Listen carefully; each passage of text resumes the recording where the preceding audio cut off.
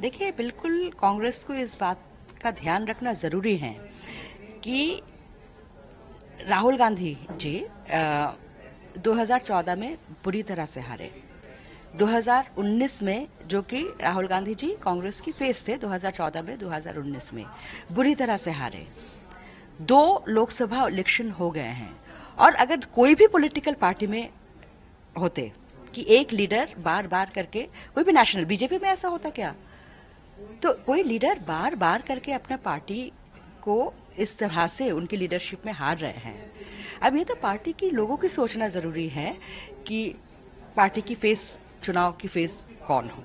ये तो कांग्रेस पार्टी के सोचना ज़रूरी है। देखिए, कंटेम्पोररी पॉलिटिक्स में मैं कोई सवाल का जवाब नहीं दूंगी, क्योंकि पॉलिटिक्स मैं छोड़ चुकी हूँ। तो अगर किताब को लेके कोई सवाल है आपका तो वो कीजिए। नहीं, फिर भी नहीं, बिकॉज अजय के कि मैं पॉलिटिक्स छोड़ चुकी हूँ, तो कंटेम्पोररी पॉलिटिक्स में मैं कोई जवाब नहीं दूँ।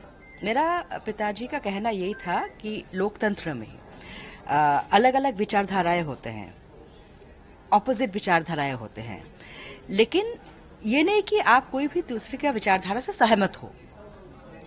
लेकिन इसका मतलब ये नहीं है कि वो विचारधारा का एग्जिस्टेंस, उनका अस्तित्व गलत है, वो लोकतंत्र के खिलाफ हैं। तो इसीलिए जो वार्तालाप होना बहुत ज़रूरी है। और इसीलिए मेरे पिताजी जब वो एक्टिव पॉलिटिक्स में थे, उनको जनरेटर ऑफ कंसेंसस माना जाता था, क्योंकि उनमें ये क्षमता थी। और जो कि पार्लियामेंट लॉकजम वगैरह जब होते थे, तो हमेशा दूसरे पार्टी की लीडर्स का साथ बातचीत करके एक बीच का रास्ता निकालना, क्योंकि उनमें लोकतंत्र में खाली कहना नहीं, सुनना भी बहुत ज़रूरी है, दूसरों का सुनना भी बहुत ज़रूरी है। तो उनका विचारधारा यही थी कि लोकतंत्र में डायलॉग होना बहुत ज़रूरी है।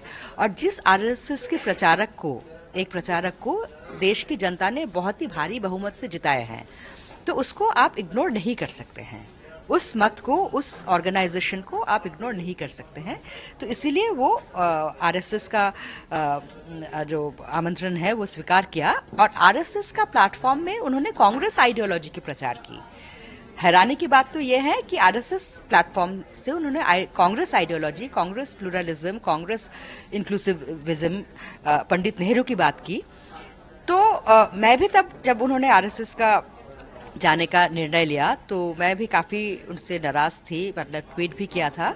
लेकिन बाद में मैंने सोच में देखा कि लोकतंत्र की जो ये है कि अलग अलग विचारधारा, और उनसे आप सहमत बेशक ना भी हो, लेकिन उनसे वार्तालाप, डायलॉग आप कभी बंद नहीं कर सकते। तो मेरे फादर इसी चिंताधारा के साथ आरएसएस हेडक्वार्टर्स में गए। जी न्यूज़।